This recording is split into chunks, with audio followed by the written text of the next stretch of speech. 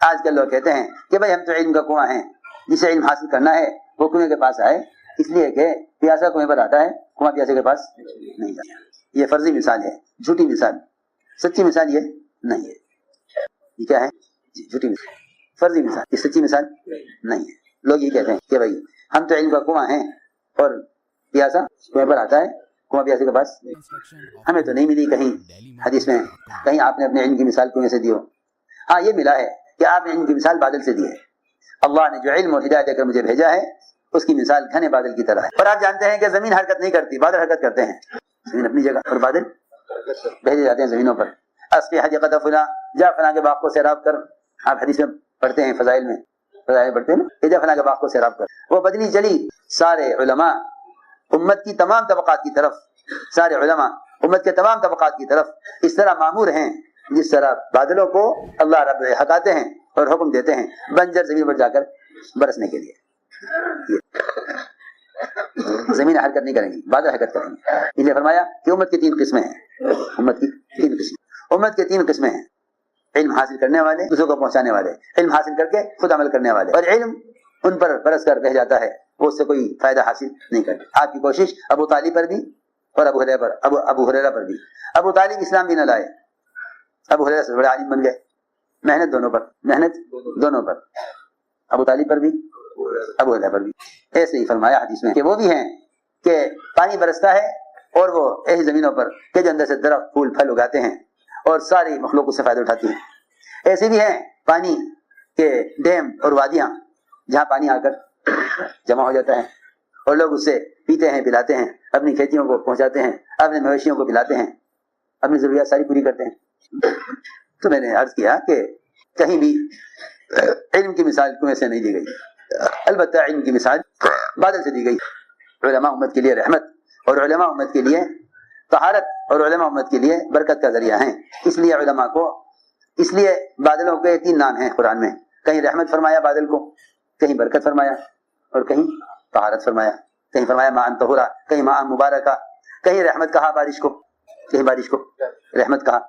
یہ نہیں کہ آپ بیٹھ جائیں اور لوگوں سے کہیں علم سیکھنا ہے آ جاؤ۔ ہمیشہ حضور اکرم صلی اللہ علیہ وسلم نے علماء صحابہ کو علم پہنچانے کے لیے اللہ کے راستے میں نکالا ہے۔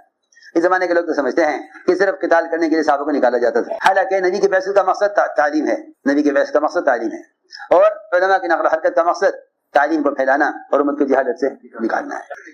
70 علماء چنے آپ نے اہل نجد کے مطالبے پر،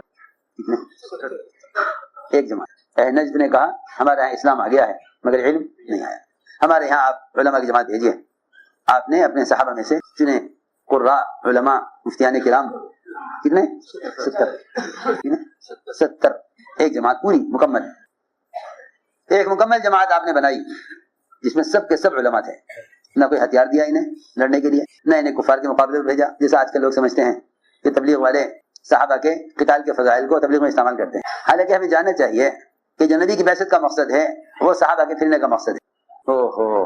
70 علماء صرف علم پہنچانے کے لیے بھیجے گئے۔ اہل نجد نے مطالبہ کیا، اب مجھے اطمینان نہیں ہے نجد پر، مگر کیونکہ وہ علم حاصل کرنے کے لیے ہم سے مطالبہ کر رہے ہیں تو ہمیں علماء کی جماعت بھیجنی چاہیے۔ علماء کی جماعت نکلے 70 صحابہ، بیر معونہ میں 70 کے 70 صحابہ کو شہید کیا گیا۔ ہم تو لڑنے کے لیے نہیں آئے، ہتھیار ہمارے پاس نہیں، ہم تو حضور اکرم صلی اللہ علیہ وسلم کے ایک ضروری کام کے لیے جا رہے ہیں، آپ نے ہم اس لیے بھیجا ہے تاکہ وہ ہمارے کو علم پہنچائیں۔ لیکن انہوں نے ایک نہ سنی بلکہ سب کو شہید کر دیا۔ اندازہ کریں آپ، 70 علماء شہید کیے گئے صرف اس لیے علم پہنچانے۔ اگر یہ نکلے ہوتے قتال کے لیے یا یہ نکلے ہوتے ہتھیار لے کر تو مقابلہ کرتے، سب نہیں ہتھے، سب نے کہا ہمارے پاس تو ہتھیار بھی نہیں اور ہم لڑنے کے لیے نہیں آئے، ہم تو جا رہے ہیں یہ نجد کو علم پہنچانے کے لیے۔ سب کو شہید کر دیا گیا۔ یعنی اندازہ کریں کہ سب سے بڑی جماعت بغیر کسی غزوے کے، بغیر کسی معرکے کے، بغیر کسی میدان قتال کے قتل کی گئی ہے صرف علم پہنچانے کے لیے۔ میرے دوستو عزیزو، اصل بات یہ ہے کہ اس نقل و حرکت کا مقصد امت کو جہالت سے نکالنا ہے۔ تم علم کو لے کر پھرو، تم علم کو لے کر پھرو۔ جب تم امت کی جہالت کی حالت کو دیکھو گے تو تم پر علم کے مصارف کھلیں گے۔ میرے مالدار اگر مال لے کر پھرے غربا میں، اس پر مال کے مصارف کھلیں گے۔ جی ہاں، جو مالدار فقراء کے درمیان نہیں جاتے ان پر اپنے مال کے مصارف نہیں کھلتے، ان کا مال ضائع ہوتا ہے، ان کا مال ضائع ہوتا ہے۔ انہیں سمجھ نہیں آتا کہاں خرچ کریں۔ ایک بڑا مالدار آدمی مرا ہے ایک ملک میں، بڑا مالدار آدمی، بہت بڑا مالدار، بہت مال تھا، کارخانے، فیکٹریاں، بہت کچھ تھا، اولاد کوئی ہوئی نہیں، اولاد کوئی ہوئی نہیں، بیوی پہلے مر گئی، اکیلے رہ گئے، سوچتا رہا مرنے کے وقت کہ اس مال کا کیا کروں، تو ساری فیکٹری، سارا مال، سب کچھ اپنے کتے کے نام کر کے گیا، کہ میرے ساتھ میرے کو ہے نہیں آگے پیچھے، انہیں کے ساتھ، اسی کے ساتھ زندگی گزری ہے، ہاں ساری جائیداد اس کے نام۔ سوچو تو صحیح، جب وہ مال جسے اللہ کو نفرت ہے، وہ مال جسے اللہ کو نفرت ہے، اگر مسلمان اس مال کو لے کر پھرے لوگوں میں اور مال تقسیم کرے غربا میں، تو اللہ اس کو مال اور زیادہ دے دیتے ہیں، جبکہ اللہ کو مال سے نفرت ہے۔ تو جو علم اللہ کی ذات سے نکل کر آیا ہے، اگر اسے پہنچائیں گے لوگوں تک تو اللہ کتنے زیادہ دیں گے۔ جی ہاں، لوگ تو علم کو لے کر پھرنے کو اپنی تعلیم اور علم میں حارج سمجھتے ہیں، کیا سمجھتے ہیں؟ حارج، اس سے حرج ہوگا علم کا، یہ کیسے عجیب سوچ ہے لوگوں کی کہ اگر جماعت میں نکلو گے تو تعلیم کو نقصان ہوگا۔ ارے جب تم مال خرچ کرتے ہو دوسروں پر جس مال سے اللہ کو نفرت ہے، اللہ اور دے دیتے ہیں، اللہ اور دے دیتے ہیں، قرآن میں بھی ہے، حدیث میں بھی ہے کہ تم خرچ کرو اللہ تمہیں اور زیادہ دیں گے۔ جس مال سے اللہ کو نفرت ہے، جب وہ مال بڑھ جاتا ہے دوسرے پر خرچ کرنے سے، تو جو علم اللہ کو محبوب ہے وہ کیوں نہیں بڑھے گا دوسرے پر خرچ کرنے سے؟ لیکن لوگ خروج کو علم حاری سمجھتے ہیں، حالانکہ اس نفر کا مقصد امت تک علم کو پہنچانا اور امت کو جہالت سے نکالنا ہے۔ یہ علماء کی نقل و حرکت کا اصل مقصد ہے۔ میں نے دوسری بات اس پر عرض کی ہے کہ دونوں چیزیں ہیں، علم اور ایمان، ان دونوں فریض پر امت کو لانا ہے، ایک تو امت کو ایمان پر لاؤ، دوسرے امت کو علم پر لاؤ، خود بھی علم اور ایمان پر آؤ، اس لیے کہ ان دونوں کے بغیر کسی عمل کا اعتبار نہیں ہے۔ یہ ہے اس راستے میں نکلنے کا اصل مقصد۔ اللہ کے راستے کا نفر ہے ہی علم کو پہنچانے کے لیے، اللہ کے راستے کا نفر ہے ہی علم کو پہنچانے کے لیے، کیونکہ جتنے مقدر حالات ہیں عذاب کی شکل میں، وہ سارے حالات جہالت کی وجہ سے ہیں۔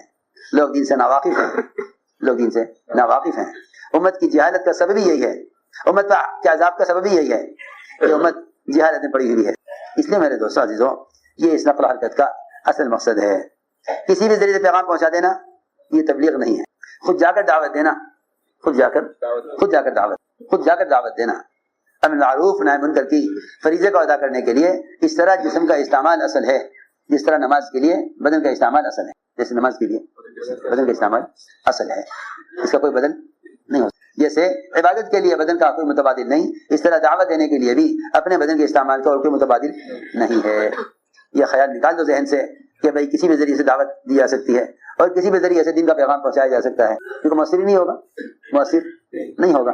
میری بات بہت توجہ چاہتی ہے، اس زمانے میں مسلمان کی ساری قوت، وقت اور اس کی جان یہ تو خرچ ہو رہی ہے مال پر، اور مال کا تھوڑا سا حصہ خرچ ہو رہا ہے دین کے شعبوں پر، اور لوگ سمجھتے ہیں کہ مال لگاؤ گے دین پر تو دین کی گاڑی چلتی رہے گی، حالانکہ ایسا نہیں ہے، بلکہ جب تک مسلمان کی جان اور اس کا مال براہ راست مسلمان کو دین پر لانے کے لیے خرچ نہیں ہوگا، اس وقت تک عملی محنت نہیں ہوگی۔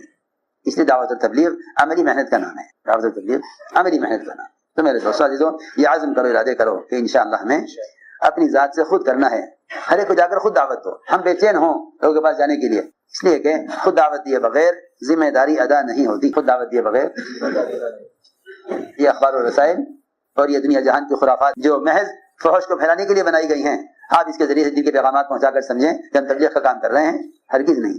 جو نماز نبی کے طریقے پر نہیں وہ نماز مردود ہے، اور جو دعوت نبی کے طریقے پر نہیں وہ دعوت بے اثر ہے۔ سیدھی بات۔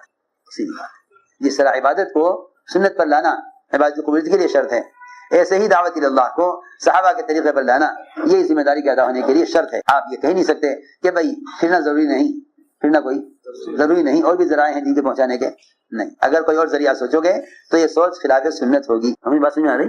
اگر کوئی اور ذریعہ سوچو گے دین کی باتوں کے پہنچانے کا تو یہ سوچ خلاف سنت ہوگی، اور جو عمل خلاف سنت ہے وہ اللہ کے یہاں قابل و قبول نہیں ہے۔ سیدھی بات۔ کیا بتاؤں، رواجی چیزوں سے اتنی محبت ہو گئی کہ ان کے خلاف سننا بھی برداشت جس طرح اللہ مجھے معاف کرے، جتنے پڑھے لکھے لوگ ہیں نا، ان کا خیال یہ ہے کہ بھائی تبلیغ کا کوئی مخصوص متعین طریقہ نہیں ہے، جس زمانے میں جیسی بھی سہولت ہو ایسے کر لو۔ ہے تم یوں کہو نا کہ نماز کا کوئی مخصوص طریقہ نہیں، تمہیں جس طرح سہولت اس طرح پڑھ لو۔ میں تو کہا کرتا ہوں اگر کوئی ایسی مشین بن جاوے جو رکوع سجدے قومیں قاعدے جلسے کے سارے اعمال کر لے، اور مسلمان یہ کہے کہ میں تو بہت تھکا ہوا ہوں، ہمت نہیں ہو رہی نماز کی، اس مشین کا بٹن دبا دو، یہ تکبیر تحریمہ بھی کہہ لے، ہاتھ بھی اٹھا لے، باندھ بھی لے، فاتحہ بھی پڑھ لے، سنا بھی پڑھ لے، قرات بھی کر لے، اور رکوع سجدے کی تسبیحات بھی پڑھ لے، تو کوئی مشکل ہے زمانے میں؟ بتاؤ تو مشکل زمانے میں ادھر ٹیکنالوجی اور مختلف قسم کی مشینیں ترقی کر رہی ہیں، ایسا آدمی ایسا انسان بننا مشکل ہے. تو تمہاری نماز ہو جائے گی جب تمہارے بدن کا کوئی متبادل نماز کے فریضے کا ادا کرنے کے لیے نہیں تو دعوت کے فریضے کا ادا کرنے کے لیے خارجی چیزیں متبادل کیسے بن سکتی ہیں؟ سیدھی بات. کسی ذریعے دین کی بات پہنچانا، گشت کے ذریعے پہنچانا، اس میں رواج اور سنت کا فرق ہے. کسی ذریعے سے دین کی بات پہنچانا اور گشت کے ذریعے پہنچانا، دونوں میں رواج اور سنت کا بس یہ بات یاد رکھو. دین کی بات ہے لوگوں تک آلات کے ذریعے پہنچانا اور گشت کے ذریعے پہنچانا، ان دونوں میں رواج اور سنت کا فرق. رواجی طریقے بے اثر ہیں، کوئی اجر بھی نہیں کوئی اثر بھی نہیں. اور بقول حضرت کے رواجی طریقوں میں تو رواج کی ظلمتیں ہیں اور سنت کے طریقوں میں سنت کے انوارات، سنت کے طریقوں میں سنت کے انوارات. بس آج بات سمجھ میں آ گئی کہ بھئی پھرنا ہی اصل ہے، پھرنا ہی اصل ہے. تم کسی بھی حال کی وجہ سے پھرنے میں داخل نہ کرو، پھرنے کو اصل سمجھو، ورنہ تمہارے دلوں میں اس زمانے میں کام کرنے والوں ہی کے ذریعے سے شیطان یہ وسوسہ پیدا کر دے گا کہ بھئی پھرنا اصل نہیں، اصل تو دین سیکھنا ہے. ہاں میری بات سمجھنا ضروری ہے جو میں کہہ رہا ہوں. شیطان کیا ڈالے گا دماغ میں؟ پھرنا اصل نہیں، اصل تو دین سیکھنا ہے. وہ یہ کہہ کر اللہ کے راستے کے پھرنے کی سنت کو اور اللہ کے راستے میں پھرنے کے حکم کو چھڑوانا چاہتا ہے. اسے معلوم ہے کہ جس کام کو مسلمان خود کرے گا اس کا اثر ہوگا. پھرنا تو بذات خود اللہ کا امر ہے، پھرنا بذات خود اللہ کا امر ہے. حضرت فرماتے تھے اگر پھرنا نہ ہوتا تو میں دنیا میں رہنا پسند نہ کرتا، دنیا میں رہنا پسند، اگر پھرنا نہ ہوتا دنیا میں رہنا پسند نہ کرتا. پھرنا اس لیے ضروری ہے کیونکہ عمل کی مشین اور عمل پیش کرنے والی چیز صرف انسان ہے. کتاب عمل پیش نہیں کر سکتی، کتاب تو عمل کا طریقہ بتائے گی، کتاب عمل کا طریقہ بتائے گی. کتاب نہ وہ ناہی ہے نہ وہ عامر ہے، نہ وہ منکر سے روکنے والی ہے اور نہ وہ معروفات کو کرانے والی ہے. تو اصل میں کتاب جو ہے وہ تذکیر کا ذریعہ نہیں ہے، کتاب تو تعلیم کا ذریعہ ہے. کتاب تعلیم کا ذریعہ ہے مگر تذکیر کا ذریعہ کتاب نہیں. تذکیر تو مسلمان کا اپنا عمل ہے. حکم ذکر آپ خود یاد دلائیے لوگوں کو، آپ کتاب میں لکھ کر بتا دیں کہ یوں یوں ہے، یہ تذکیر کا طریقہ نہیں. تذکیر